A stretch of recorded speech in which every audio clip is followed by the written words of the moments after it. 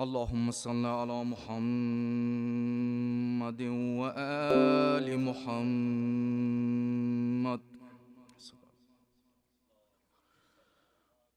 أعوذ بالله من الشيطان الرجيم.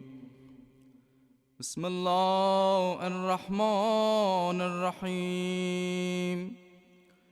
اللهم كن لوليك الحجة ابن الحسن صلواتك عليه وعلى آبائه في هذه الساعة وفي كل ساعة وليا وحافظا وقائدا وناصرا ودليلا وعينا حتى تسكنه أرضك طوعا وتمتعه فيها طويلا برحمتك يا أرحم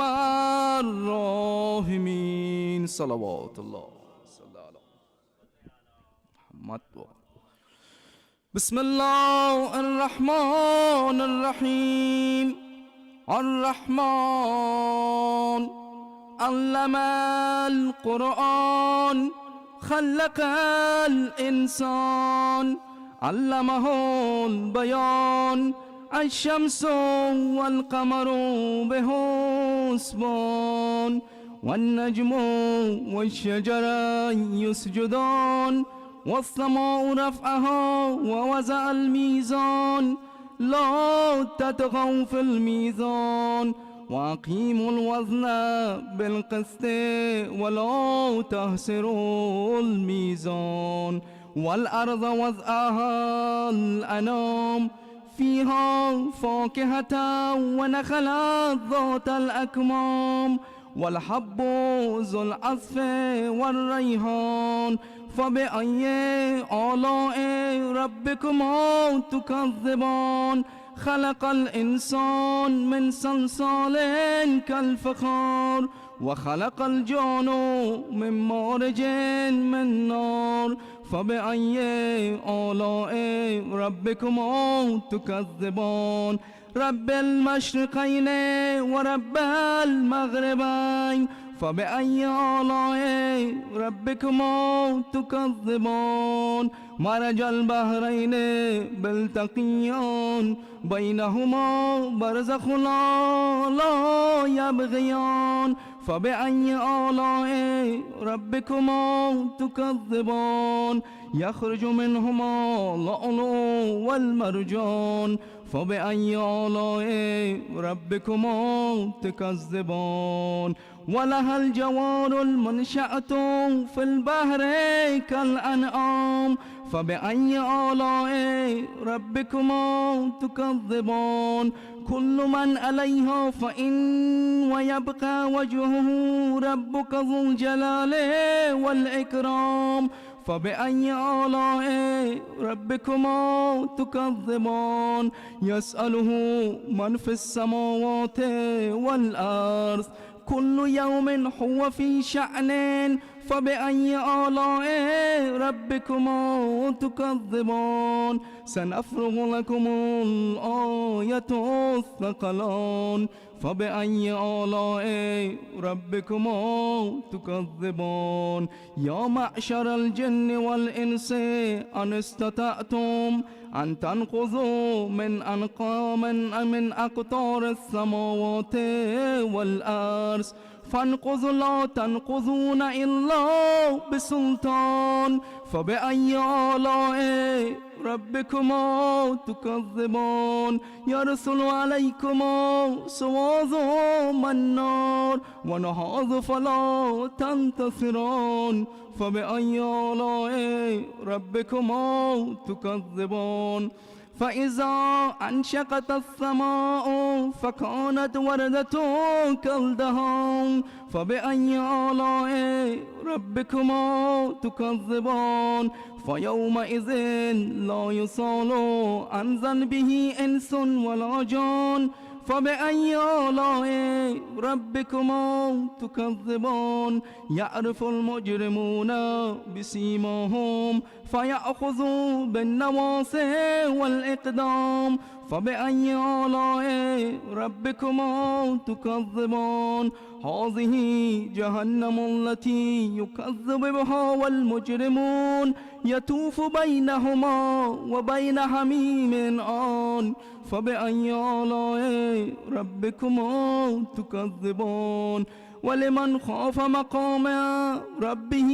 جنتان فبأي آلاء ربكما تكذبان ذوات الأفنان فبأي آلاء ربكما تكذبان فيهما عينان تجريان فبأي آلاء ربكما تكذبان فيهما من كل فاكهة زوجان فبأي آلاء ربكما تكذبان متكئين على فروش بتعتها من استبرق وجنة الجنتين دان فبأي آلاء ربكما تكذبان فيه قاصرات طرف لم يتطمسون إنسان قبلهم ولا جان فبأي آلاء ربكما تكذبان كأنهن الياقوت والمرجان فبأي آلاء ربكما تكذبان هل جزاء الإحسان إلا الإحسان فبأي آلاء ربكما تكذبان ومن دونهما الجنتان فبأي آلاء ربكما تكذبان مدحمتان فبأي آلاء ربكما تكذبان فيهما عينان نزغتان فبأي آلاء ربكما تكذبان فيهما فاكهة ونخل ورمان فبأي آلاء ربكما تكذبان فيهن خيرات الحصان فبأي آلاء ربكما تكذبان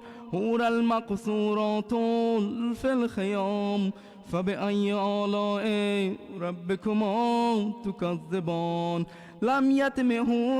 لم يتمتهن إنسان قبلهم ولا جان فبأي آلاء ربكما تكذبان متكئين على رفرف خضر وأبرق الحصان فبأي آلاء ربكما تكذبان تبارك الاسم ربك ذو الجلال والإكرام صدق الله العلي العظيم اللهم اجعل القرآن لنا في الدنيا قرينا وفي القبر مونسا وأنيسا وفي الآخرة شفيعا وشافعا وعلى صراط عينا ودليلا وعلى النار سترا وحجابا وفي الجنة رفيقا وشفيقا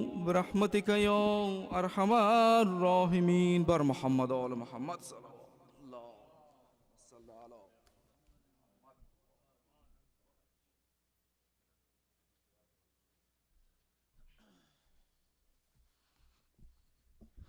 محمد وآل محمد صلوات اللهم محمد وآل محمد بردیگر صلوات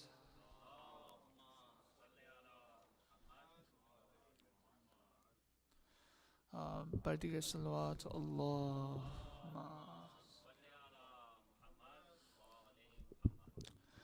أعوذ بالله من الشيطان الرجيم بسم الله الرحمن الرحيم عن فاطمة الزهراء عليه السلام بنت رسول الله صلى الله عليه وآله وسلم قالت دخل علي أبي رسول الله صلى الله عليه وآله في بعض الأيام فقال السلام عليك يا فاطمة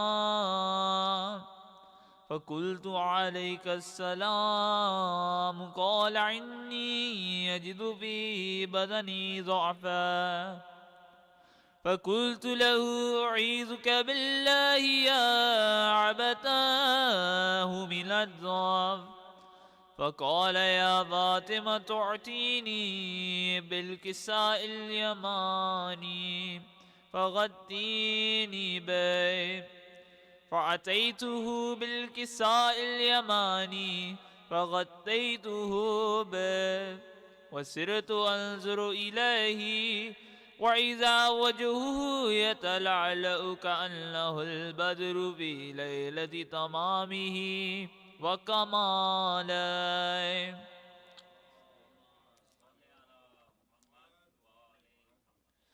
فما كانت إلا ساعات وإذا بولدي الحسن قد أقبل وقال السلام عليك يا أمه فقلت وعليك السلام يا قرة عيني وثمرة فؤادي فقال يا أماه إني أشم لك رائحة طيبة كأنها رائحة جدي رسول الله صلى الله عليه وعلى فقلت نعم إن جدك تحت الكساء فأقبل الحسن نحو الكساء وقال السلام عليك يا جدا يا رسول الله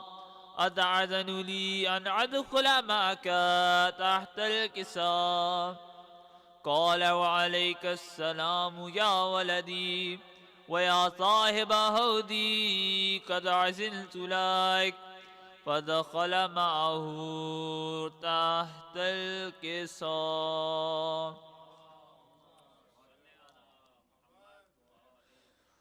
فما كانت إلا ساعات وإذا بولدي الحسين قد أقبل وقال السلام عليك يا أمه فقلت وعليك السلام يا ولدي ويا قرة عيني وثمرة فؤادي فقال لي يا أماه إني أشم لك رائحة طيبة كأنها رائحة جدي رسول الله صلى الله عليه وعلى فقلت نعم إن جدك وأخاك تحت الكساء فدنا الحسين نحو الكساء وقال السلام عليك يا جدا السلام عليك يا من اختار الله وتعزن لي أن أدخل معكما تحت الكساء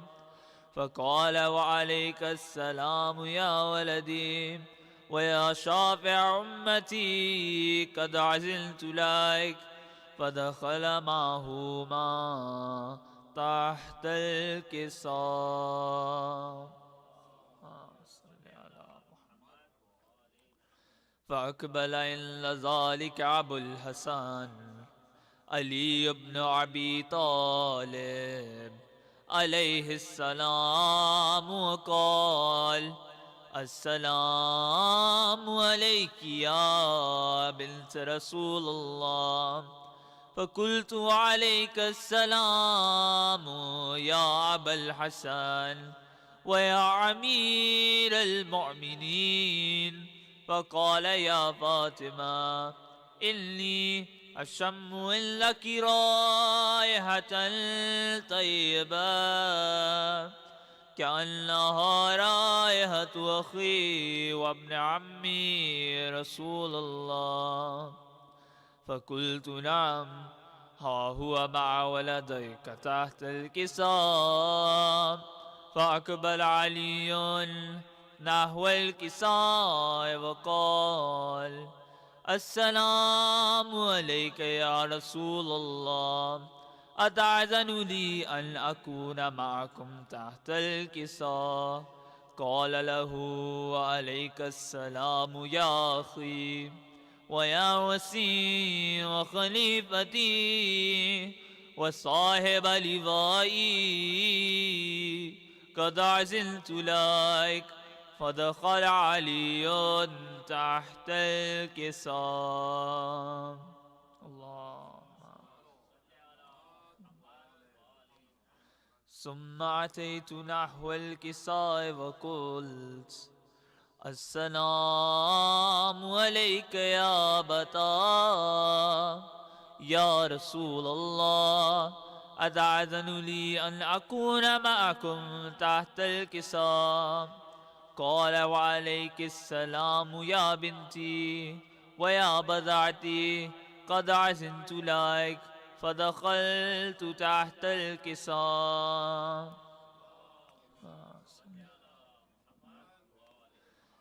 فلما اكتملن جميعا تحت الكساء، أخذ بي رسول الله بطرف الكساء وأومع بيده اليمنى إلى السماء وقال: اللهم إن هؤلاء أهل بيتي وخاصتي وهامتي، لحمهم لحمي ودمهم دمي، يعلمني ما يعلمهم ويحزنني ما يحزنهم.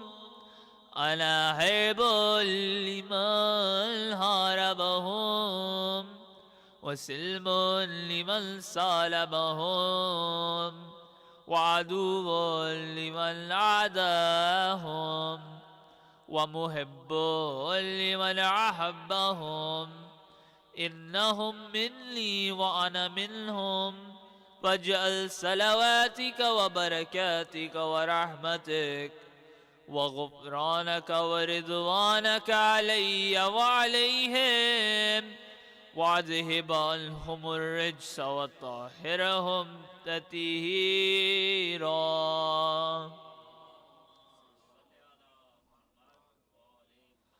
فقال الله عز وجل: يا ملائكتي ويا سكان سماواتي، إني ما خلقت سماء مبنيا ولا أرضا مدهيا ولا قمرا منيرا ولا شمسا مضيعا ولا فلكا يدور ولا بحرا يجري ولا فلكا يسري إلا في محبة هؤلاء الخمسة الذين هم تحت الكساء.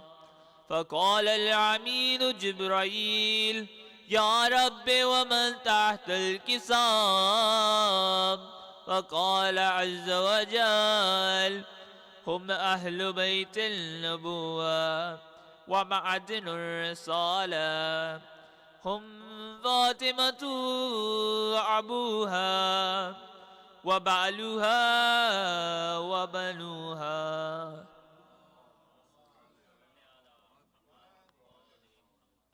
فقال جبرائيل: يا رب، أتأذن لي أن أحبط إلى الأرض ليكون معهم سادسا؟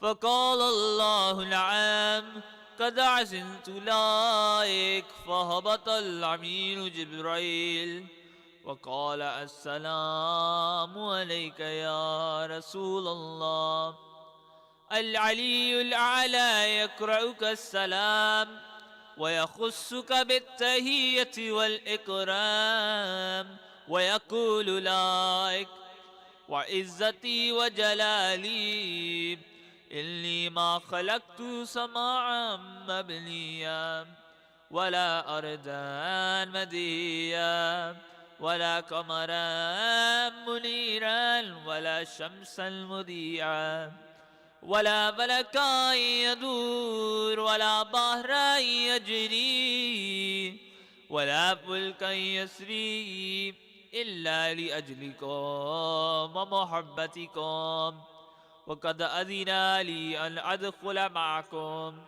فهل تعزن لي يا رسول الله؟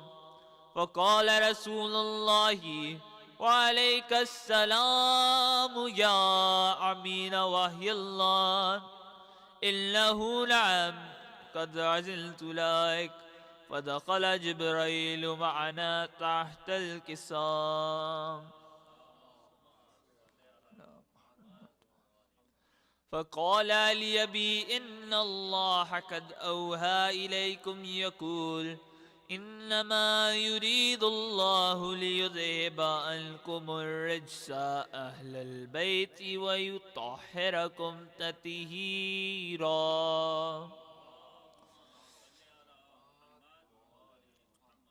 فقال علي لأبي يا رسول الله أخبرني ما لجلوسنا هذا تحت الكساء من الفضل إلا الله فقال النبي صلى الله عليه وآله والذي بعثني بالحق نبيا واصطفاني بالرسالة نجيا ما ذكر قبرنا هذا في محفل من محافل أهل الله وفيه جمع من شيعتنا ومحبينا إلا ونزلت عليهم الرحمة وهفت بهم الملائكة واستغفرت لهم إلى أن يتفرقوا فقال علي عليه السلام إذن والله فزنا وفاز شيعتنا ورب الكعبة اللهم صل على محمد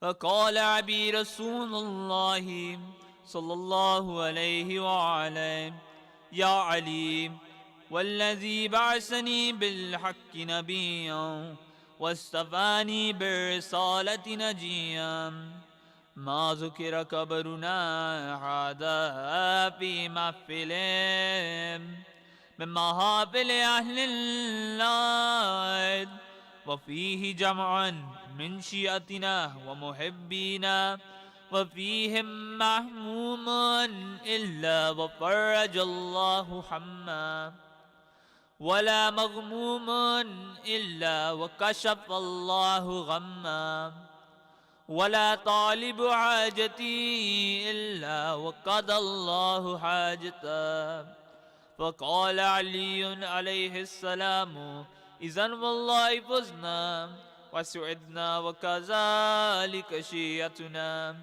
فازوا وسعدوا في الدنيا والآخرة ورب الكعبة الله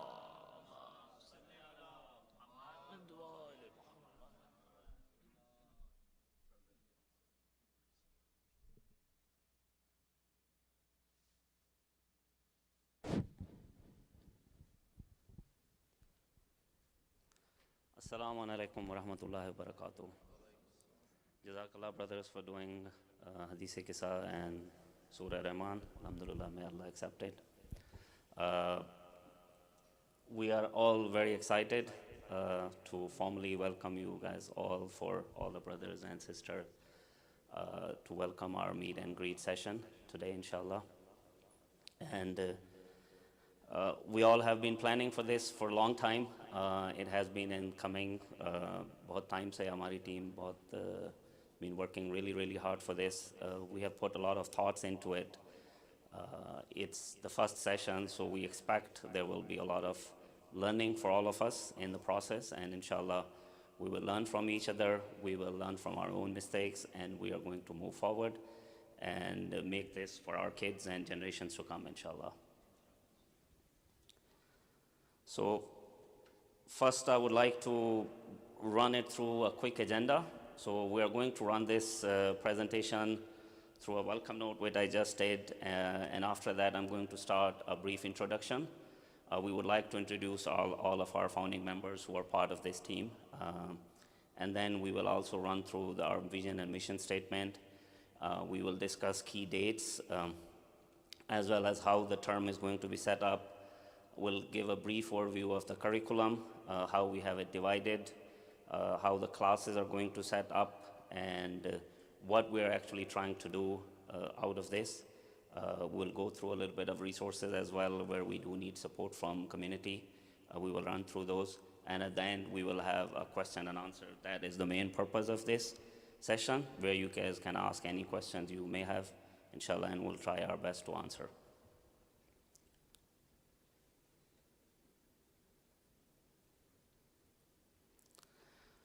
So here is our brief org chart of the people who are involved. These are not the only people. Obviously, we need many more people involved in this. These are just few of us who have started this, so we want many more volunteers to come, inshallah. So I'll start with myself. My name is Hasnain Raza. I'm the principal of this academy. A little bit of my background is that I am finance background. I am a CPA. I've done chartered accountancy from Pakistan. In my college and high school days, I have also done the Hifz-e-Quran. Alhamdulillah, I'm Hafiz-e-Quran. And my passion for Quran has always been there. I have taught wherever I lived. I have taught many kids, even in the madrasas and at my home, other kids for Quran. So I do hope to continue teaching the Quran part in this program, inshallah. And I'll pass it on to our Vice Principal, Brother Mehdi. Thank you. Assalamu alaikum, brothers and sisters. Welcome. My name is Mehdi Hassan, and as Brother Hassan said, I'm volunteering as a Vice Principal for, inshallah, our Sunday school called NahjulBalagha Academy. Quickly, my profession, I am a cybersecurity consultant. I've been in this industry for the past 15 years, and again, any in relation to the IT or infrastructure setup involved for this school, inshallah, I'll be providing my volunteer services. So once again, welcome and thank you. I'm going to pass it to our Jabeen Appa for a brief introduction. I'm Jabeen Talpur. I think you all know me quite well. I'm here just as a volunteer, and I'll be dealing with the academic part of the school. And these people are doing a great job. And as usual, Dua and NahjulBalagha Academy are looking forward to your support, which this community has been great for. Thank you so much. I'll pass it to Anisa. Assalamu alaikum. I'm Anisa Batul. Right now, I'm taking care of the administration part of this NahjulBalagha Academy. And from my background, I have done my MBA in finance. And currently now I'm volunteering in the school for my own kids. Like in the school where my kids are, I do volunteer in that school. Assalamu alaikum. Welcome everyone. My name is Bushra Raza. By profession, I'm in telecommunication industry, and I'm volunteering as an operations department and finance department head. So like Jabeen already mentioned, we look forward to your support financially, emotionally, physically. So you're there for us, we are here for us, we can make it work amazingly. Looking forward for all your responses and good support. And that's about it. Thank you, sir. Thanks, everyone. Now I will start with a brief vision. This is the vision of our academy, to encourage, awaken, and enlighten our youth and in return community in general by creating a faith-based quality learning environment. Obviously, we do have to add a faith-based because we do want to run it with the guidance of Ahl al-Bayt alayhimus salam.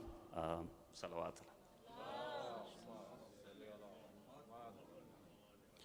And as part of our mission, we would like to create an educational system that grooms and nurture our youth in the light of the teachings of Ahl al-Bayt alayhimus salam.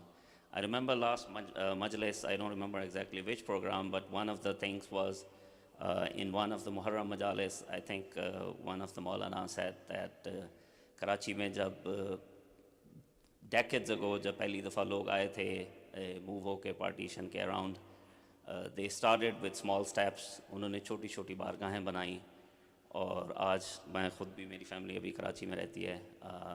We can see how big of a impact it has on Azadari throughout the country. So we just hope that this is the seed we want to put in this part of the world, and inshallah we would aim and pray to become such a big tree for generations to come, and inshallah may Allah bless us all with this. First I will run through, because this is going to be obviously one of the most important questions where people are going to ask, when are we going to start? What is the longevity of our academic years? What are we going to teach, study, and all of that? So I will start with some of the key dates which I would like you guys to please make note of. Inshallah ta'ala, proper formal inauguration of this will happen at the Jashan of 20th Jamadi Usani, at the birth of Sayyida Fatimatu Zahra Salamun alayh. So on that special day, we would like to inaugurate it formally. और जो हमारी first class होगी, that will be on Sunday, January 15th, inshallah. और expected graduation date जो है, we expect it to be around July 9th. Obviously, ये graduation date could change, but this is what we currently have it in our calendar, what we have scheduled it to be. First year थोड़ा सा हमारा short होगा because we needed a lot of time in planning, so we couldn't have it over a period of 10 months. But you will see that we actually want to learn it. The duration we expect going forward basis is going to be around 10 months, 9 to 10 months. Our focus is definitely not to impact any of the Muharram, Safar, and up to 8th of Rabiul Awwal. वहाँ तक कोई चीज़ हम जो है affect नहीं करना चाहेंगे. तो other than those days, inshallah, Academy should be open every Sunday from 10:30 a.m. to 12:30 p.m. हमारी पूरी कोशिश होगी कि this make it as fun and as engaged and involved for youth as possible, because we do understand it's a Sunday school, kids already go to school for the whole week, so we don't want to make it as an additional burden on the kids, but rather as a fun place where kids would like to come, inshallah. That's the environment we would like to produce, make it fun way learning, and we will do everything possible in our power, inshallah, to accomplish that. Duration, as I mentioned, the first one is going to be a little bit restricted one. It's going to be only 6 months. We'll try to cover up, and that's how we have it scheduled accordingly. हमने अपने curriculum को इस तरह से adjust किया है कि within 6 months हम इंशाल्लाह अपना first year cover करेंगे. And going forward basis, it's going to be a 10-month year over year, inshallah. And location, obviously, Dua Center has been kind to allow us to use their facility as part of this NahjulBalagha Academy. We're obviously under their supervision, so we're much, much thankful for that, and for the encouragement and additional tarakki kamal of Dua Center. Please make it a big salawat for them.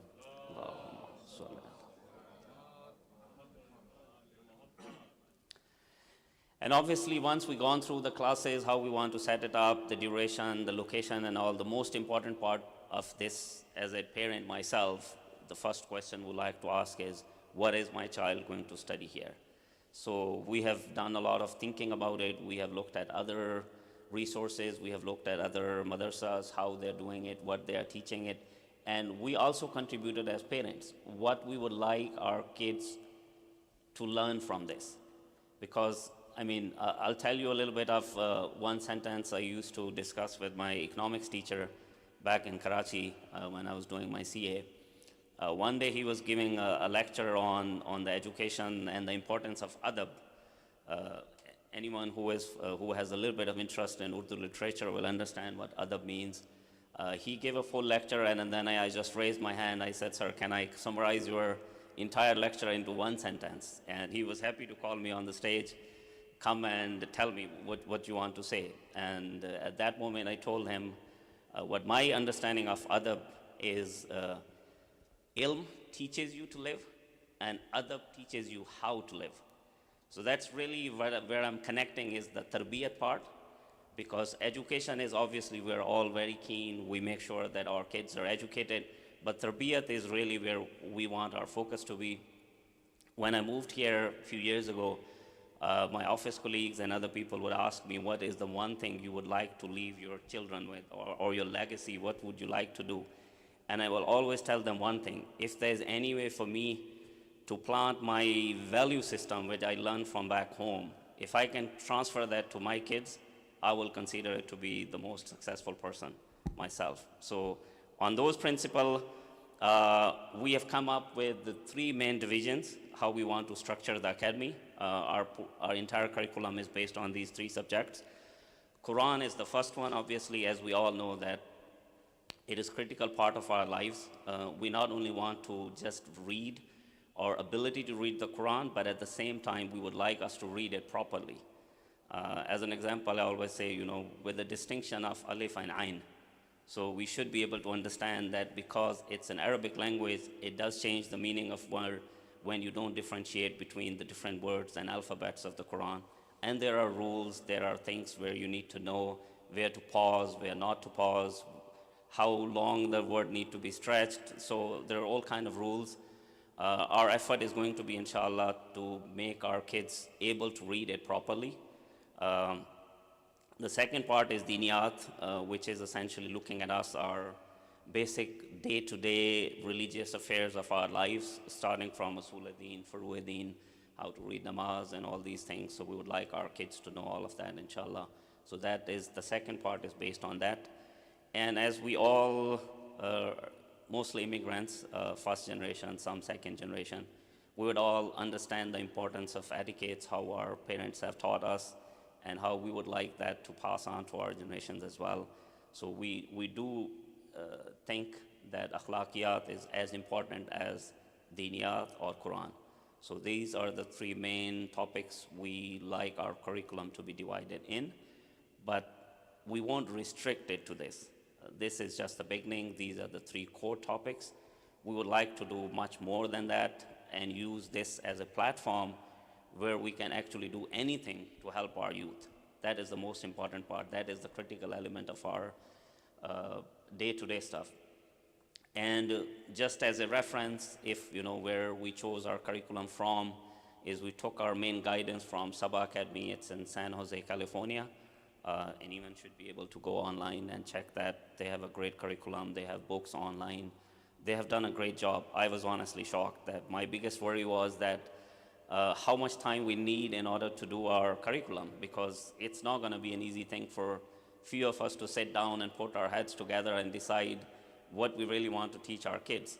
So that definitely helped. Feel free to go on website. We'll also update on our website as well. But that's where we got our main curriculum from. We definitely tailored it to ourselves, what we think is critical to our community here. We all have been part of this community for a few years now. I have been coming to Dua Center for a couple of years now. I have seen how people are here, how great and welcoming the environment is. So we kept all of that in mind in designing what should be the curriculum, because what they have is a much comprehensive process. It's almost like a regular school, but we condensed it in a way that we are able to pick up the core stuff out of the curriculum and present it to our kids. So far, what we have done is based on, if you may have seen the registration form and all, we have, as a guiding principle, we have divided it into 3 groups, groups of 4 to 6 years, 7 to 9 years, and 10 to 12 years.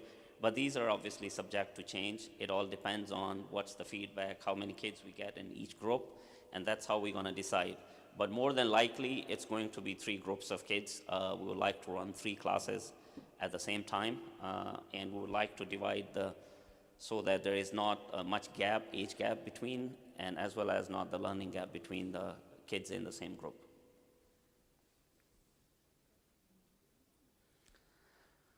I asked myself, we asked ourselves this question to all of us, that why we're here and what we want to achieve from here. First of all, I mean, this is all volunteer-based. We're all volunteers. As we have introduced ourselves, we either do have full-time jobs or we do have full-time careers on the side, and we are doing it all for our kids, for ourselves, and then for all of you guys and our generations to come to serve our community. As I mentioned earlier, the critical part of it is that who takes the first step towards the journey of 1,000 miles, that's what really counts. And we hope that Allah Ta'ala puts our names in that journey, that we are the one who putting our steps forward in order to start this journey, which we hope, inshallah, for generations to come, it will become a huge thing. And as you can imagine, any volunteer organization cannot run without the support of the community. We're not separate from you guys. We are not for outsider. We are nobody except you guys. So think of think of us as yourselves. We're all here together. These are our kids. Your kids are our kids. Our kids are your kids. That's really the principle behind it, that we want to learn from this. We want to make changes as they come. And I think one of the important thing is it's so easy because we're starting it now. It's easy for anybody to pick up a thing and start to point out that, you know, oh, this is not right, or this is what you're doing is not good, and this. So I'll just share from a childhood. I remember that story, and that stays with me forever, about the criticism and the constructive criticism. There used to be a guy who made the portraits. He wanted to learn that how to get feedback from other people. Like, he wanted to know what is his job, like whether the picture or portraits he make, are they good or not good. So he went to his friends that, how do I do it? I want people to see this and let me know how I did it. So he said, you know, put your portrait at a place where people can see it, somewhere in the middle of a busy street or something. Just put it there and leave a note at the bottom that, you know, wherever you see a problem, please highlight it. So he left it overnight. Next morning he went there. The entire picture was full of marks. He was really disappointed. He almost cried and came back to his friend. He said, you know, am I doing it so wrong? Am I so bad in doing this? He said, no, the picture is really good. Let's do it differently this time. Make the same picture again. Put it at the same place. And all you do is just change at the bottom, say, wherever you see the problem, please correct it. Just put this note on it. Next morning when they went there, there was not a single mark on the picture. So the point I'm trying to make is that we're all volunteers here. We're all starting with the purest of intentions. It's very easy from the outset for somebody to come and say, you know, this is not right and this is not good, or this is how it should be done. But what I'm trying to encourage everyone is come up with solutions. Do not come up with, you know, finger pointing or anything. I want to bring it up because I do feel it's important that we are all on the same page, because all we're doing it with the greatest of intentions. Our own kids are involved in this process. So you should not expect anything what we would not expect for our own kids. So that's really the fundamental behind it. On a social and economic front, obviously we do need donations. We would like to run it at the nominal cost as much as possible. I'll come to that in a second, but on a high level, we do need support from everyone, not just your du'as, your moral support, as well as financial support as well. We have equipment needs. We do plan to, as I mentioned, I am CPA myself, and Sister Bushra has agreed to take on the finance role. We do expect to maintain proper records of the finance. Every single thing which comes into NahjulBalagha Academy will be accounted for and will be available for anyone to see. So the bottom line of this is we do need your support as much as possible. Think of us not as somebody outsider or not knowing what they're doing. We want to do exactly what you guys want us to do. We want to do it together. We want to learn from it. We want to move from it. And at the same time, we also don't want to restrict it in these three subjects. As we are all professionals, and we do expect that more professionals would get involved, we really would like our youth to benefit from it. Just using my own as an example, if someone is interested in doing CPA, I'm more than happy to provide any guidance, support, mentorship, whatever is needed in order to start the career in that field. Similarly, Brother Mahdi, if someone is in the IT or cybersecurity, we have in-house professionals available. So we do want to use that for career counseling for our youth. We want to create volunteer opportunities and make this as a platform for, if my organization is doing some volunteer work, if there is an opportunity, our kids and youth should be able to see it. We would like to use it on a job board. We would like to arrange some of the extracurricular activities, for example, arranging religious movies to show them here and at the academy itself. So we do want to plan it, but obviously it's the first year. We will do it as best as we can, but as we grow, our plans are not just restricted to those 3 topics. We would like to expand it, and even beyond this, what's written here, if there is a need, or if there is, we do assess our kids do need something else, depending on maybe what happens 2 years down the line, we don't know. But we'll be more than happy to bring it into our curriculum or into our main core so that our kids can benefit from it. With the IT stuff, I'll pass it on to Brother Mahdi to run us through a little bit, anything related to the IT and the infrastructure of the academy itself. Thank you, Brother Hasnan. So I think Brother Hasnan has, basically summed it up. I think we talked about most of the things, our agenda, mission statements and everything. My key role for this organization will be, inshallah, as an IT or infrastructure, head. So basically helping this school with all the IT setup. So any communication related stuff, right? And I think before I go into that side and IT plans, I would like to emphasize again that, and we will talk about some of those, resources as well that we need our community members to please, step ahead and help us. As you all heard, Brother Hasnan said about, the initial structure of the class. So we are planning to basically set it up divided into 3 classes.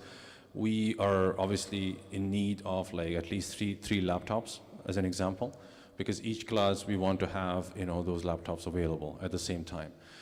We don't want, the last thing we want to have is any dependency on the technology, right? For our kids not to have a good education and quality education, right? Especially in this time. So that's one of the key needs that we have. The other thing is that, so the laptop setup, because we will be obviously, if, as Brother Hasnan said, we're not going to restrict ourselves or constrain ourselves to whatever materials we have. We have solid material that we have acquired from Sabah Academy. I think Brother Hasnan already talked about it. It's a full-fledged school, right? They've done a lot of good job in basically putting together all the curriculum, so it's very professional. So the source itself, it's we can validate and we can go. So we need that, and we will obviously be conducting some online, stuff as well. The emphasis would be obviously on premise, but there will be a lot of stuff that we can get more help through online. So all the setup of that, there will be printing involved in this process as well. So we'll be printing, different education material for our kids, inshallah. So not to kind of put pressure on the kids, one of the things that I think I want to very, very, emphasize a lot is the last thing our kids want is obviously giving them homework, on a Sunday to take back, and basically they have a full-fledged school all week long, and then, on Sunday when they want to obviously relax and have some good time, and then we put more homework. So that's not our purpose. What we want to do is basically, fun learning. So they can come, in an environment which is friendly, which is fun. There's a lot of advanced, obviously techniques and material available now, mashallah, from the community members that we can leverage to basically, transfer to our kids. So that would be, so a lot of printing involved. So printers are another thing, that obviously if somebody can help, that would be amazing. And then we'll also obviously now kind of jumping back into the IT plans quickly. So the first thing these days, anyone asks is, what is your digital presence, right? Who are you? Right, I want to know. We highly appreciate all the community members coming here to support us, but all the other, community members, our brothers and sisters who want to know, who is NahjulBalagha Academy, right? So the first thing we want to achieve is, inshallah, our own website, right? Our digital presence. So when somebody wants to look for NahjulBalagha Academy, they can browse and they can go online and basically read all about our mission, vision, all the objectives involved, right? Our plans, inshallah. the initial, plan is to basically to make our website as informative as possible, to give information to our community members, right? So whatever questions, we will have FAQs, like, frequently asked questions that, anyone can think. And we all are basically jumping into this initiative as parents, right? So we're all, obviously parents here, coming here to support. So we will basically try to think from a parent perspective, right? What questions do we have? So we'll try to answer it through the website. The next phase, inshallah, would be to make it more interactive, right, with the community members. What I mean by that is, for example, I want to register my kids online, right? I don't want to come in, what options do I have? So kind of giving our community options to go online and register online, right? And if a certain community member wants to donate something, and then, that can be, inshallah, done through online mechanism as well. So that would be our future plan as well as a next phase, which will make it more interactive, inshallah, for the community. And then for now, what we can do is, obviously, when I say interactive, I don't want to say that you guys cannot reach out to us, as a starting point. It's more like, now, at this point, we can provide you with our email address, which you see on the screen, and we'll email it on our WhatsApp group as well for Dua Center. We highly appreciate Dua Center for supporting us in this great initiative. So academy.NahjulBalagha@gmail.com. This is for now our official email, and we have registered a website domain name as well by this name, and inshallah we'll work on it. So we are trying to standardize our basically our communication plan and everything. So you guys can reach us on this email address at any time. We'll be monitoring this email address. We have Sister Bushra who will be actively monitoring, and basically, please don't get impatient if we're not responding right away. Sometimes we may have clear answers for you, and we respond right away, but sometimes we want to take our time to kind of do some research and give you proper answer, right? So please, support us and be patient for that. And then the other thing is, nowadays it's an age of social media, right? So our kids, especially our young generation, right? They want to see what is our social media presence, right? Are we on Facebook? Are we on Twitter? And all that. So that's the plan as well, inshallah, to make ourselves as reachable, as visible as possible, right? Because this is also tabligh. This is one of the ways we can spread our message, right, to the community. So maybe, you never know. It's a start. In the future, we have community members who wants to obviously, check out, what we offer and what education setup services we offer, remotely, like from other places as well, not just, restricted to the community of Ajax or Durham in general. So that's the plan, inshallah, to basically make us, visible through social media platform as well. If you can go to the next one, please. I think I briefly talked about some of the resources that we need, and again, this is, we have to emphasize that, we need support from the community members. It can be financial support, it can be volunteer support, right? So we're all, inshallah, make it happen together, right?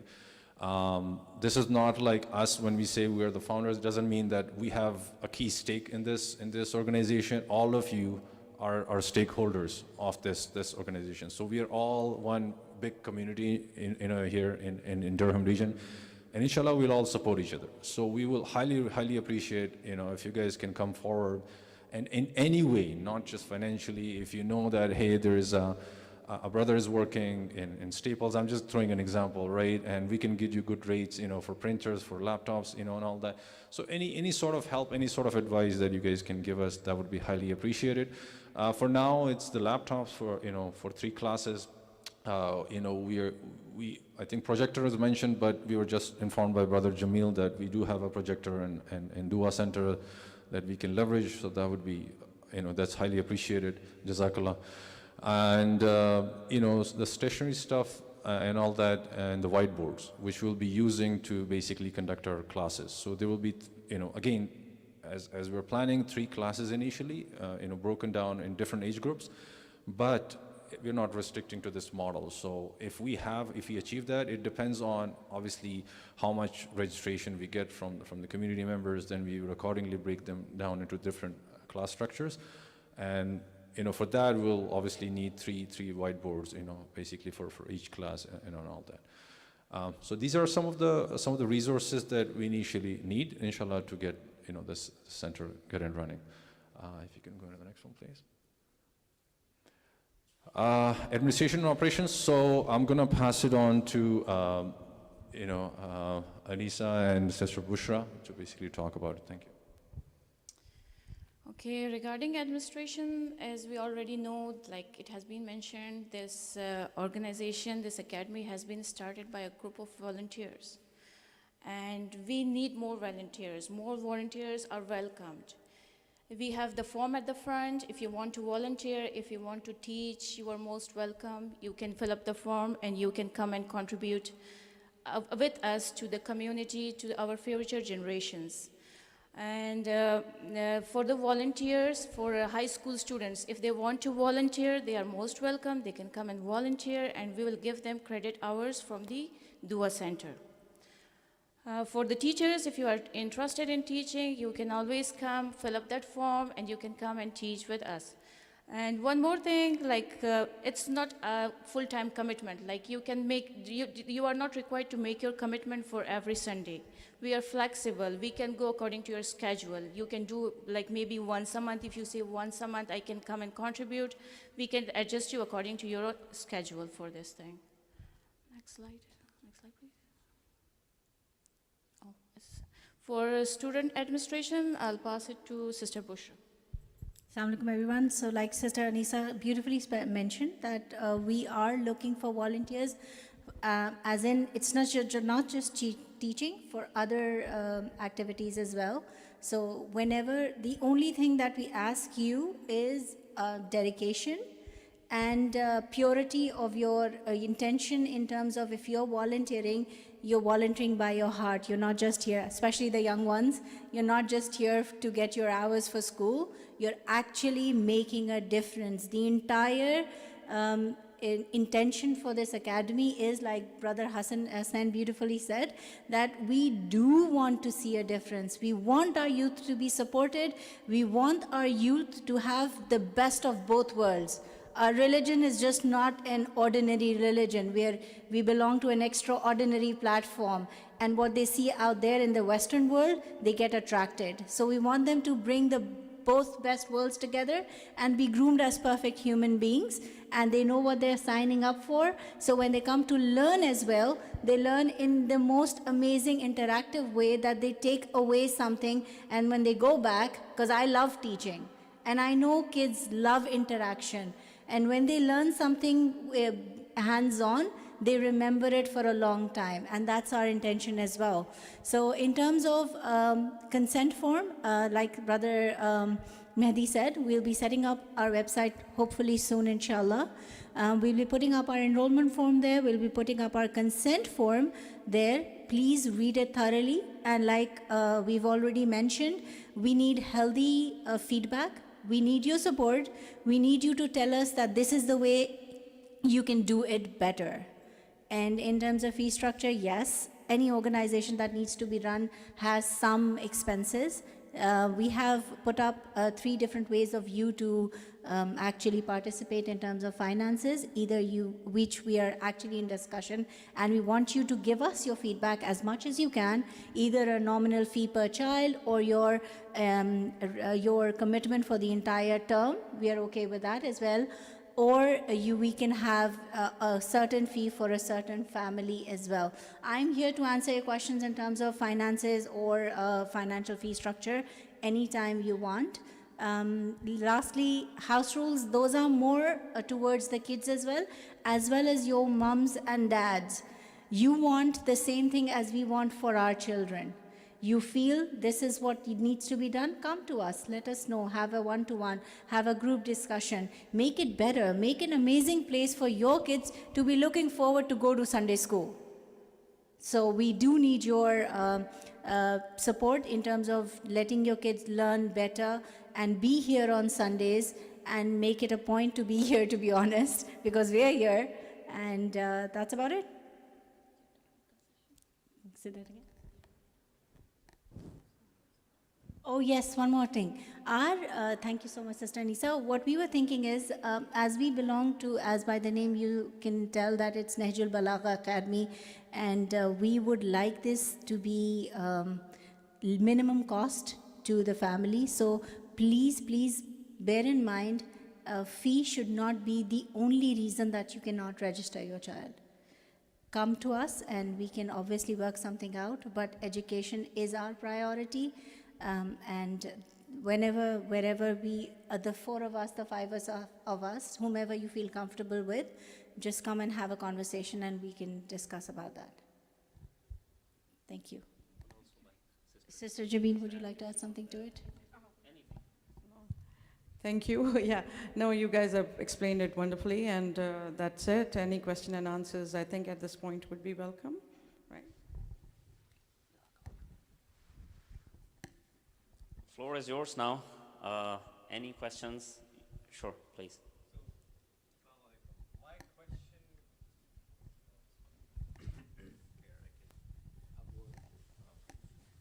Thank you.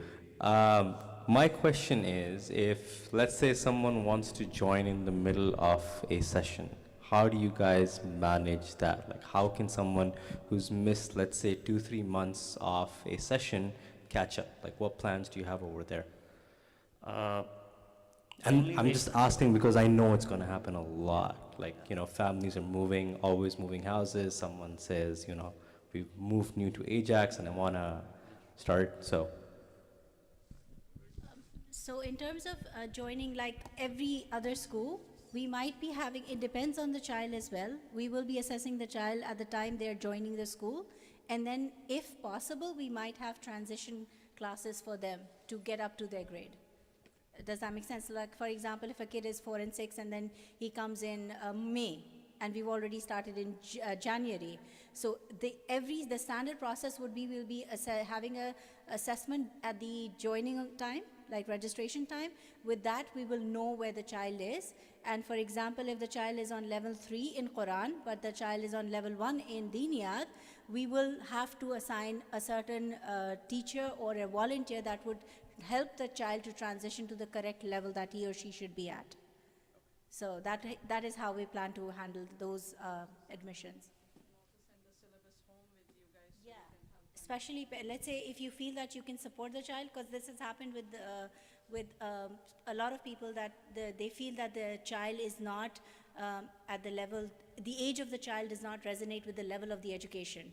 So for example, if a child is 16 years old, or 12 years old, and their level of Diniyat is at 7 to 8, then they definitely, child would never want to go and sit with 7s and 8s. They would want to transition to their own age. So we will be accommodating by their current level and then the future state. Okay. And then I'm sorry, just a follow-up question. I'm asking this because I have young kids.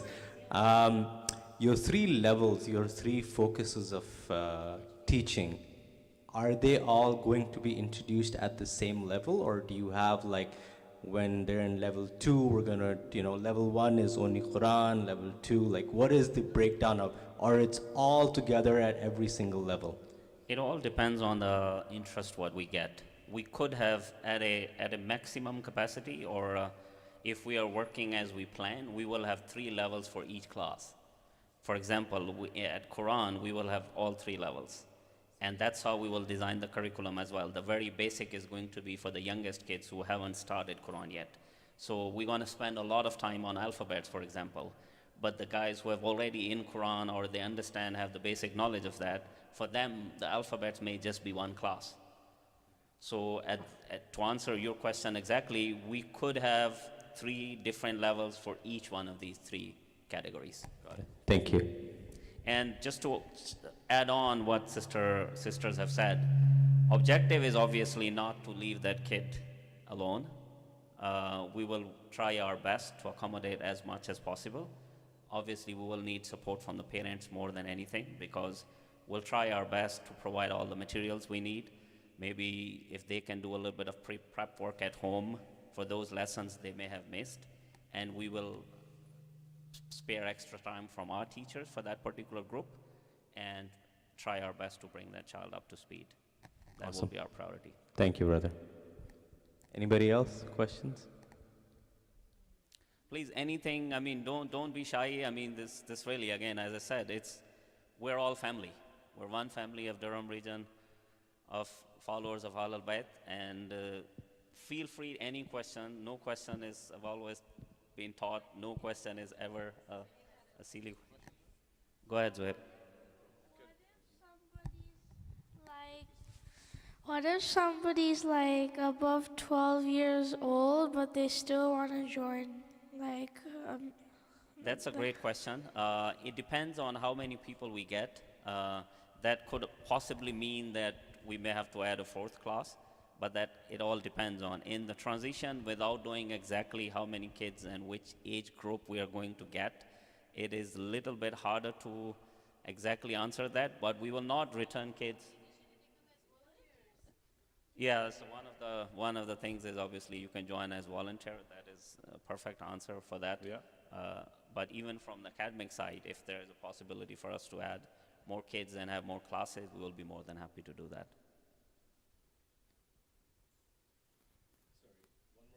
What is the minimum number of kids? Like, what is the minimum number of kids you need per level to actually start that level? Five, six? We would like to have as many, but we will not discontinue a class based on the number of students. Even if there is a one student, I'll be more than happy to take that class. That one child is as important as 5 in that one class.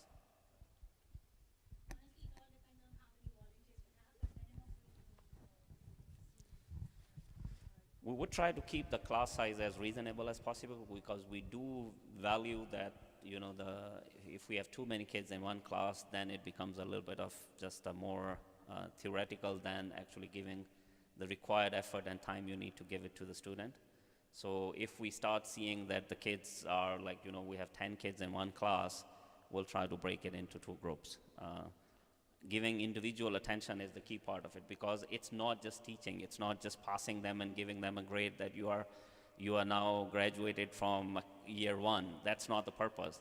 The purpose is to implement those things in them. So we need to be able to see those things in them, see them practicing. For example, take an example of etiquette subject, which is salam. If we have gone through a topic of, you know, how to salam, what's the benefit of giving salam, what we achieve from it, and then we start observing how kids actually doing it. That's part of the curriculum we'd like it to be. It won't be just we'll taught a lesson and we moved on. No, we would like all those things, because these are part of day-to-day life.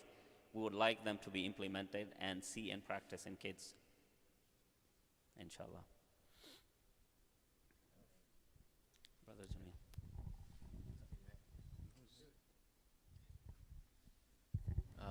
Assalamu alaikum. I just wanted to ask a question. So, we're doing Quran, Diniyat, but we know a lot of our religion passes through the language. So Urdu language has most of our salam, marsiya, noha, and the majalis that the Maulanas come and the speakers come and they recite in Urdu. Is there some way that the school will address that? Yes, great question. It has both positives and negatives. We have run through it. The people we know in the community, we have received a mixed feedback. There are people who have come forward and said that, you know, the biggest reason kids resist the Sunday school is when they are told to go and learn Urdu as a subject.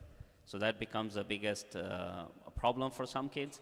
And on the other side, we cannot deny the importance of Urdu, because all the majalis, marsiya, as brother said, they are all in Urdu. So what we have come up with is a kind of a blended approach. Quran is obviously Quran, so we will have to teach in Arabic. But when it comes to akhlaqiyat and diniyat, we will try to blend it both Urdu and English. So by that I mean is, for example, if we start, a curriculum is designed in English, the book is in English, so the main theme, once we communicate in English, we will follow it up with Urdu. The discussions will take place in Urdu. So what we achieve from that is that their likeness, that they will start liking when they start understanding it, they will take interest in the Urdu language themselves. So that's how we want to achieve it. And we're also open because this is a hypothetical scenario. We have thought about it, we have discussed, and we have come up with this as interim solution. But if there is an interest for people who want to take Urdu or even other languages, for example, we have brothers from Persian who want to learn Farsi, or there are people who are interested in learning Arabic. We will be open to start those classes as well. But for now, we will try to blend Urdu as part of our key language. Key message for communication are going to be both in Urdu as well as in English for akhlaqiyat and diniyat. If you want to add. So regarding akhlaqiyat and Urdu, we will be focusing on spoken Urdu basically, like to communicate, so that as Brother Jamil pointed out, that kids can understand majalis, nohas and all that. So, I mean, they can have, we are not going to enter into the written thing right now because kids find it boring and they find it, they try to escape from Sunday schools for that reason. So we'll focus that if they can learn to communicate in Urdu, some basic Urdu, so they can, their understandings for the majalis and azadari can be improved. And as Brother Hasnan said, other languages are always an option, depending on what all of you suggest and advise. Yeah, I think further to add to what was mentioned, so our main focus would be to have a common communication language, which is obviously English, right? Because we don't want to contain this to, we'll have, inshallah, we're hoping we'll have obviously registrations for multiple community members, you know, speaking different native languages, right? So we can have, you know, families coming from Farsi families, right? You know, or they may be speaking Arabic. So our common communication language would be English, but 100%, you know, Urdu, because mostly our majalis is in Urdu. So we try to, you know, informally, you know, basically inject, you know, Urdu, you know, sentences in there as well. So then, you know, they're not feeling that it's an official, you know, class for Urdu language, but it's like, you know, we're repeating, you know, we speak in English and then we obviously maybe repeat a sentence in Urdu. So then they would get, oh, okay, so it was just said in English this way and now this Urdu, so it may mean this, right? So, you know, kids are smart, mashallah, right? So they will get it, inshallah. And slowly it's like not putting a lot of pressure on the kids. So they are, you know, they are coming and attending, you know, they must, you know, speak Urdu, but it's more like informal way of, you know, injecting, you know, Urdu in statements slowly, inshallah. So that would be our methodology and approach for this. It will take some time. Yeah.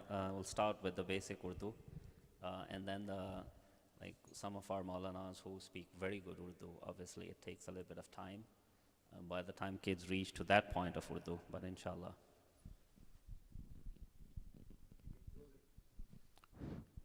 Yeah, so idea is that we'll start with the basic Urdu, inshallah, that where they're able to understand Urdu. I mean, that dilemma is with most parents, including myself, find it hard that we're just so habitual of speaking English at homes that we forget that we need to talk in Urdu at our homes. But if we do, then obviously it helps a lot. So we'll start with the basic, and gradually, because it's not a one-year program or a 6 months program, we expect these kids to be at the academy for the next few years. So inshallah, that will pay off. That gradual effort of planting Urdu in them slowly and gradually will pay off, inshallah. Any other questions? My name is Sajjad.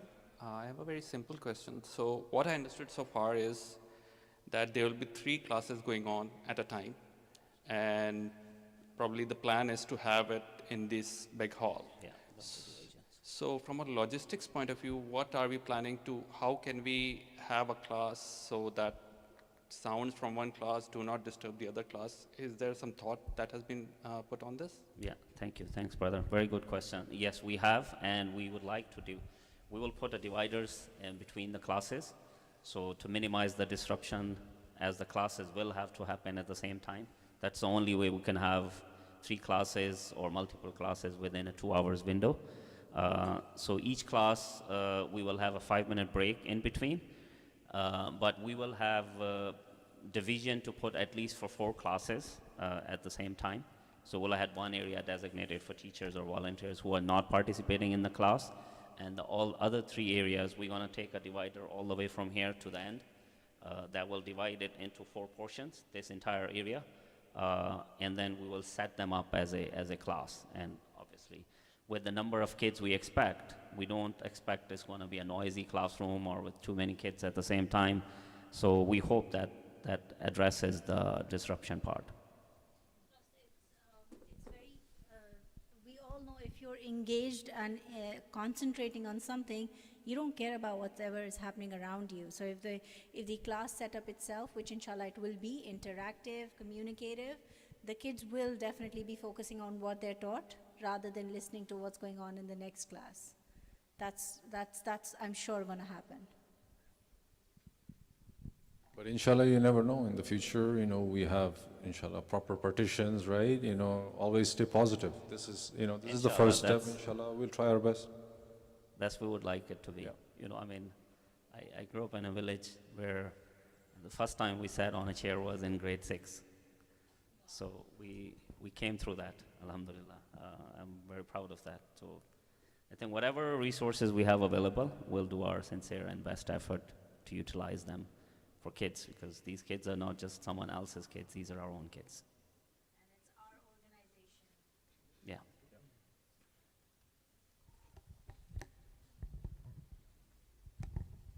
Assalamu alaikum. So Assalam. it's the Noha teaching and Marcia and all those, that will be also part of this, or?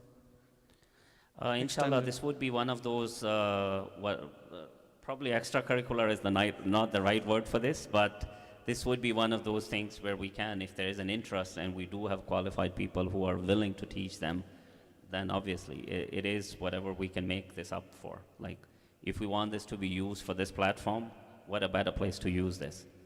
I mean, we haven't thought it as a separate, an item or something to be in our, so it's a great thought you brought it forward. I think this could be, as when we were growing up, just before the Muharram, all of our cousins, we would all get together and start practicing Marcias and Nohas in our own languages, like months before. We'll have these little sessions and use them as a kind of a practicing platform. So yeah, for sure, we could use that as one of the key items. If there are kids within our group who are interested, and even if it means we need to form our, this could be a few years down, but if there's an opportunity for us to have our own Anjaman, let's say Anjaman Dua Center or something, our own kids who are interested in learning and taking it forward as an Anjaman or as a group or party for Noha Khani, why not? Okay. Yeah, because that would also encourage them here to be, coming and also, trying to, because that is also, apart from knowledge and everything, that is also basic part of our religion as well, 100%. To carry it forward. So, yeah.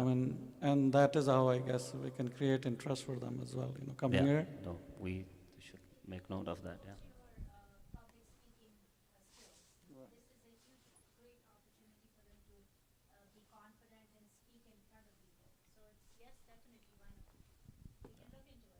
Thank you.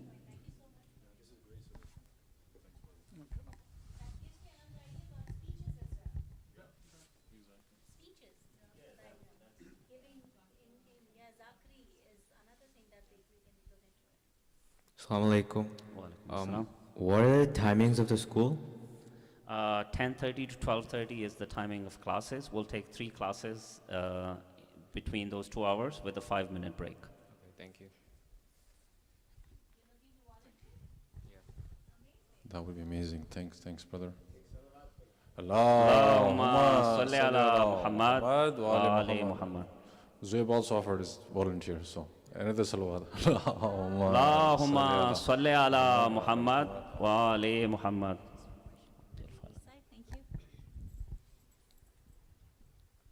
Assalamu alaikum. I have concerns, like I've been talking to some families, some parents regarding the Sunday class, and they had concerns that if their child, boy or girl, has not learned at all anything from the start, okay, and they want to start, but they are very shy as they don't have a male public figure in their family, and they are single parents.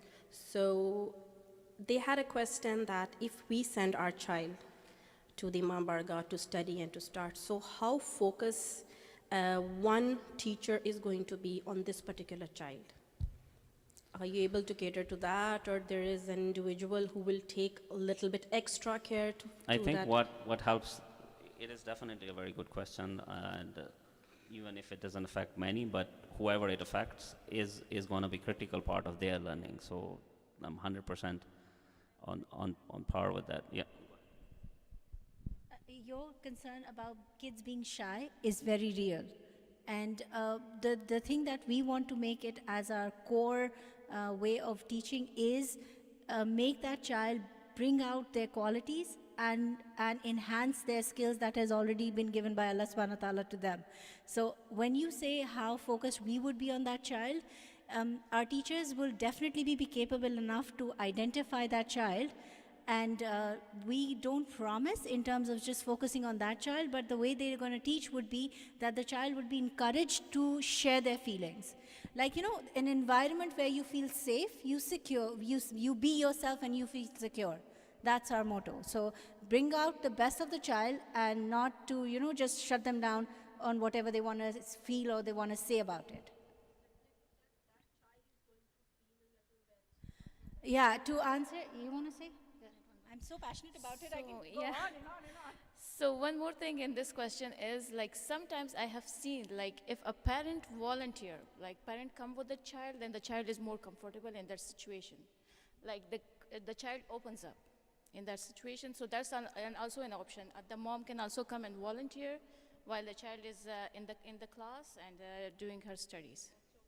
So we are asking, as our junior teachers will be teenagers and young ones, youth from the community. So I think that will help these kids because the connection with the younger people is better for them. So when the younger people, junior teachers will communicate and they can give them some individual attention at that time too. So I think that will be a helpful tool for them. And I think just to add on, what will help is the class size. We do expect class size to be very reasonable, so that will automatically, if there are 4 kids in a class, every child is at least getting a 25% attention all the time. So to miss a child or give less importance to one child in a class of 4 is almost impossible. So that will inherently help with that. And once the kid is comfortable, it might take them 6 months, it might take them 6 classes, but once the child is comfortable, that's it. You're back to normal. Everything should be fine, inshallah. We'll do our best. Sure.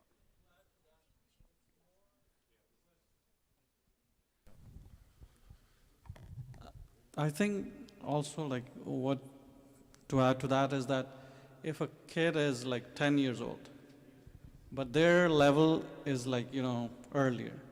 So how would you accommodate that so, you know, they can be learning? So they don't know anything at all, but they need to start, but they lie in that group. So yeah, we do expect this to come up.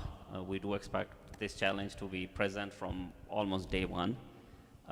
So while our guidance principle is the age brackets to divide the classes, but there's also a fundamental underlying principle behind it, which is the knowledge level. If a child is older, but their knowledge level is less, initial assessment will be to put that person down to where their knowledge matches. But at the same time, they will not be comfortable. We're well aware they will not be comfortable sitting with a 6 years younger child closer to them. They will almost feel embarrassed. So our objective is going to be get them up to speed so quickly that they are able to move forward to the next level way quicker than the other kids will do. Their ability to absorb multiple lessons in one class could be tremendous compared to the child who is just starting. So it will be a transition phase. It will be legitimately concerning and challenging, but we'll try to address it in having separate sessions with them, try to help them, make them comfortable, and trying to push them forward as quickly as possible to the level where they should be.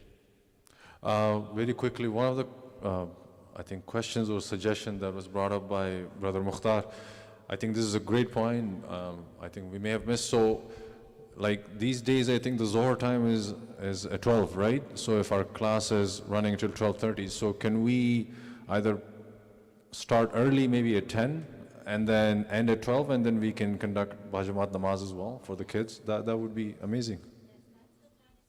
Yeah. Yeah, inshallah, the person who would be leading our diniyat classes should be able to lead the prayer as well, inshallah. Yeah. And I think that brother has a question.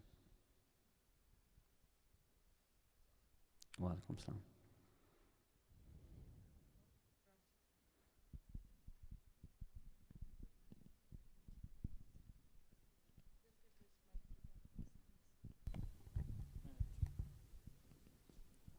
Jazakallah khair. Thank you so much. What is the policy concerning parents that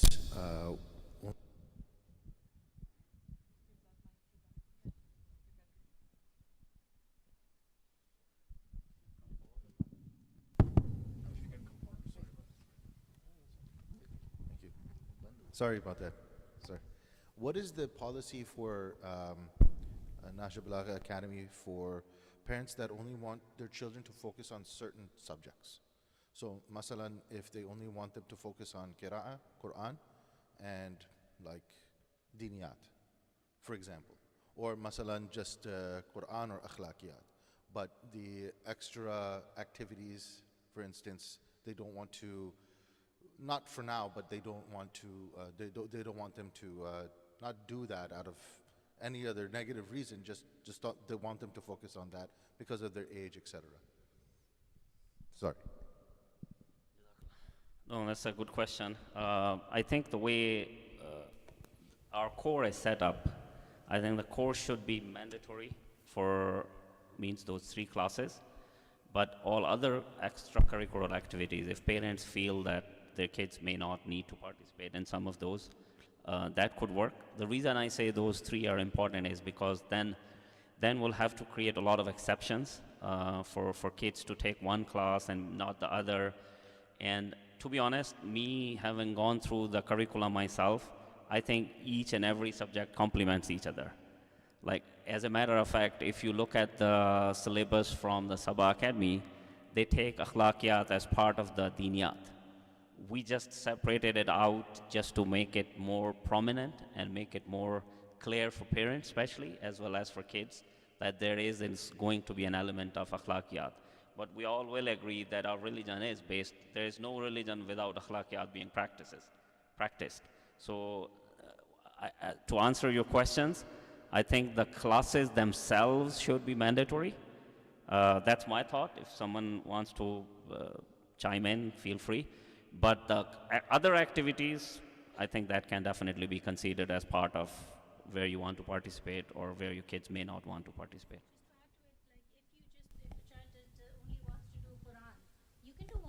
Tuitions as well. Why commit the child on Sundays then? Or they just want to work on diniyat, that's also available, one-to-one tutoring. So basically, if you're selecting a subject and you're not doing the other one, you're looking for a one-on-one basis education, right? The point or the intention of being here is interaction and learning. So you do want your child to interact with other kids and know how to behave when a situation comes up in life. It's not just telling them this is what it is, but to teach them how to live with people. I hope I'm not taking it in a way, I think I took it on the, yeah. Nothing, okay, yeah. Hypothetical, okay, then what he said would be okay, yeah. No, that's definitely, I mean, I'm pretty sure that that is a question which some people would face or would like to ask, so I appreciate asking the question. Oh, 100%, no issues. So our position is that, the mandatory classes would be mandatory for everybody, and the rest of the stuff could be volunteered one way or the other, or you could opt out any of those. Sure.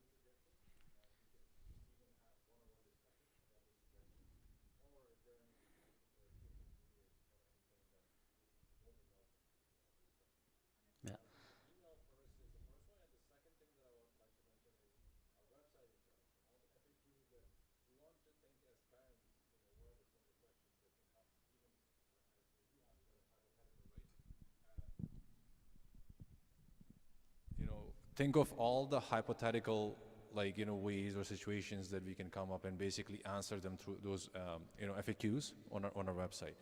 But for now, I think we're keeping it to that email address, and if we can socialize it, obviously, to all the community members, that would be great as an initial step. One of the things I think it could possibly introduced later might be just the WhatsApp group for the parents alone, parents and teachers. Just this was something I haven't spoken to my team at all, but this is something which came in my mind actually last night while I was doing the presentation, that because I see the effectiveness of the WhatsApp group which Dua Center is managing, allowing the admins to post, being a great communication between the community as well as the center. So we could do something like that, but it won't strictly follow the guidelines of asking questions, because if we leave it open, then it's just become a disastrous. Too many people start posting things on that. And sometimes involuntarily you ended up posting some political, some religious, some of the other posts which may be offended to other people. So if it's work on the same principle as the Dua Center current WhatsApp group, we would be happy to start something like that. But as Mehdi mentioned, our best way to get answers is through the email. I think even if you Google it, I do believe we registered it on the Google with my number. So if you Google it, and you will find an organization with NahjulBalagha Academy and Ajax, and that will have an underlying number, which is my personal cell number. That is also, I volunteer to be out there. So anyone can feel free to contact me if any suggestions, any questions. As a matter of fact, our entire team is more than happy to answer any questions, because we do have some people, we have presentation from the sister side, so obviously if sisters will naturally feel comfortable asking question from a sister, feel free to contact any one of our sisters and get answers. They will come to us. At the end of the day, we have our own communication channels established within the academy that we may have designated person dealing with certain aspect of the organization, but at the end of the day, we all have one common channel where we all bring up all these questions and discuss it internally. And one quick thing that I want to add to it is, and that would be our most quickest step that we'll be taking, is to establish our Facebook page, right? A lot of us are, I think most of us are on Facebook, right? So Facebook, you can always send messages. So you can be a member. I'm not going to keep it open or public.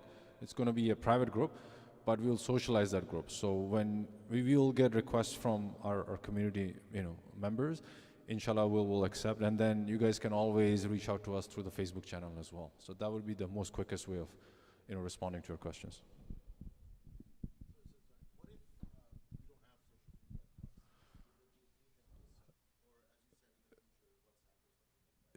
Yeah, so for now, this email address, brother, that you did.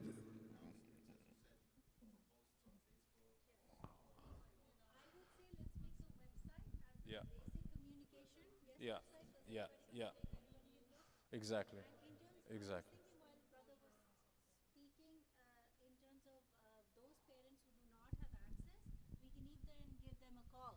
If they opt for that, we don't have any social media, I'm not tech savvy, I don't know how to, if you could just let me know on phone, we can have a specific option for those particular parents as well. Inshallah, yeah. So communication and transparency, these two things would be our priority in terms of everything. Yeah, you wanted to say something?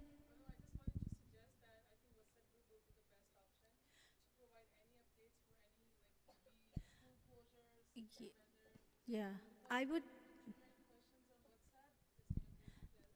personally, if you ask me, I would not want to open a WhatsApp, with all due respect, because WhatsApp groups, they invade your privacy a lot.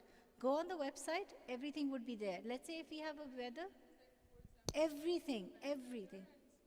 We'll run a ticker on the website that the school is closed on this Sunday. You want to go?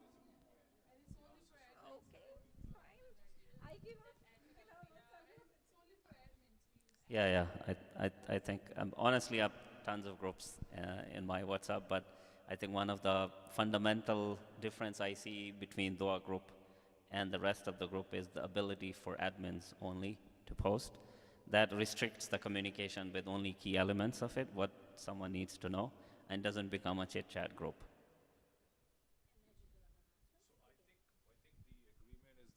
We'll have a WhatsApp group, but that would be a private group, and only admin would be allowed to. It's like you can treat it as like a notice board. Exactly, sister. Yeah. So inshallah, we'll do that as well. Yeah. Absolutely. That's a quick means of exactly communication. Yeah. Exactly. I agree. So we'll have a WhatsApp channel, inshallah.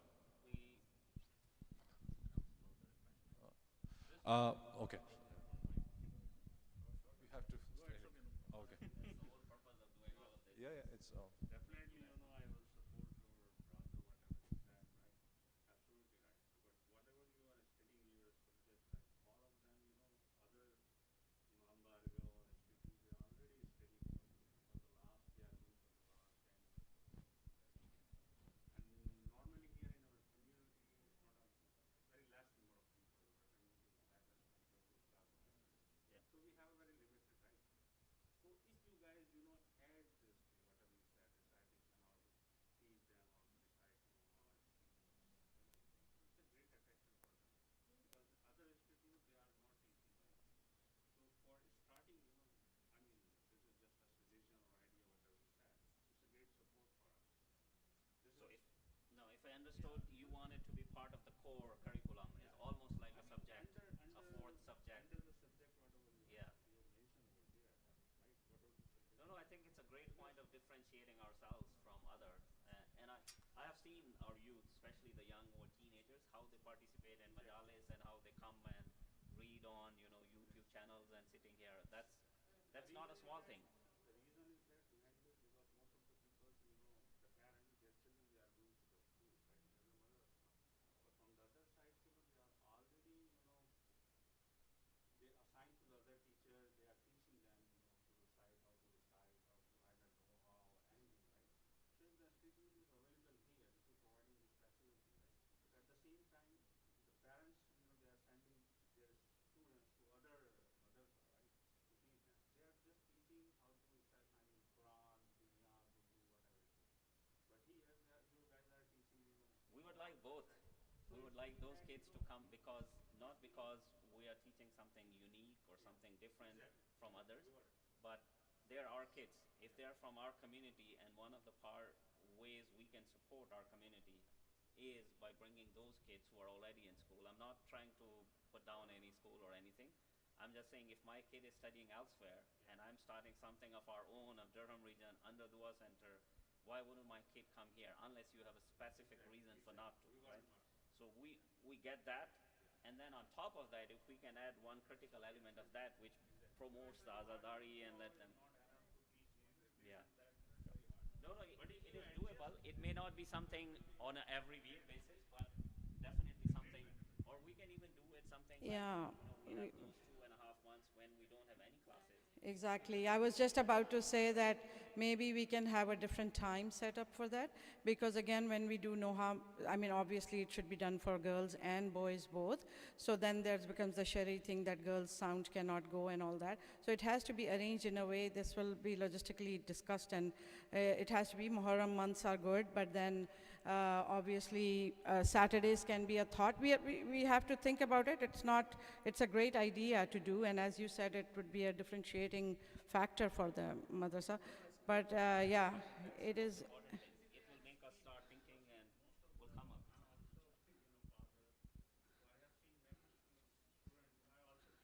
Yeah.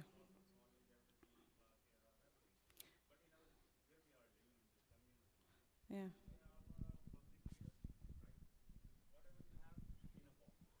Yeah.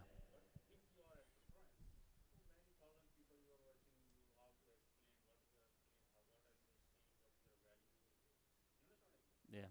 So, other community want to know who you are. And I would also say that there's lots of kids that are interested in reciting. Exactly. But they're hesitant because they don't really have that. Oh, 100%. 100%. Yeah.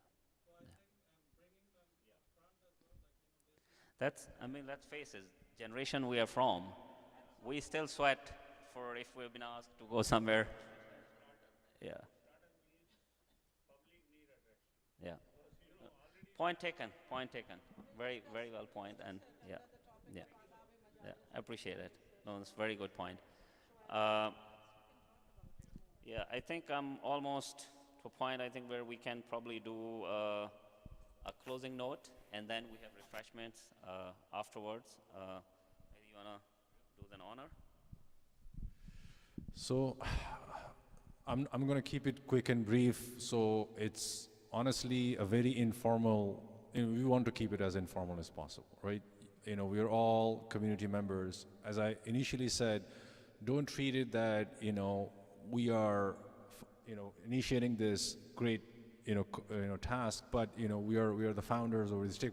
So everyone has a stake in this school. We are a small community. We're a great community, right? I've been coming here to Dua Center like for the past now almost 5 years now, I think, right? 4 or 5 years, and it's been amazing center, very welcoming, as I said. So I think it's a time for all of us, and I think as Brother Hasnain mentioned, it's not to kind of compete with other schools or things like that. It's just we want to bring this opportunity close to our doors, right? The place that we live, and obviously, make it as flexible as possible. But obviously, there has to be some rules and some principles that we need to follow, right? On top of it, whatever inshallah we can do, we'll try to achieve that with your great feedbacks. With your great suggestions. We have great minds in the community, mashallah. And I think these suggestions were great. And not even just to basically make them a good reciter and all that, but build their confidence, public facing, their speech, all these things has to be obviously, enhanced as well. And we can do it, inshallah, through this, setup as well. So, and the last one thing I'll mention is, again, please come forward to support us, right? And I think Brother Hassan gave a great example as like, finger pointing or obviously finding faults is easier, but give us solution. We're not saying don't find faults, don't basically criticize us. Critical thinking is always good, but constructive. It has to be constructive. It has to be like, please put, yourself in our shoes. That's what I want to say, right? We are all parents. So, give us suggestions, give us recommendations, how we can further improve. Obviously, it has to be practical, it has to be realistic, that we can achieve. And then support us in any way possible, right? We're not saying, like we want financial support, things like that, but anyway, volunteers and all that. The more volunteers we have, the better it is, right? And again, flexibility, I always, mention this word, is we don't want you guys to commit to something, when you're a flexible volunteer, you can always come in. Like you can commit like one Sunday a month or something like that. But that has to be like, proper commitment, done through proper commitment. So Jazakallah for coming here and supporting us today. In the end, I would just like to say a loud salawat, right? And Allahumma salli ala Muhammad wa ala Muhammad. And thank you so much.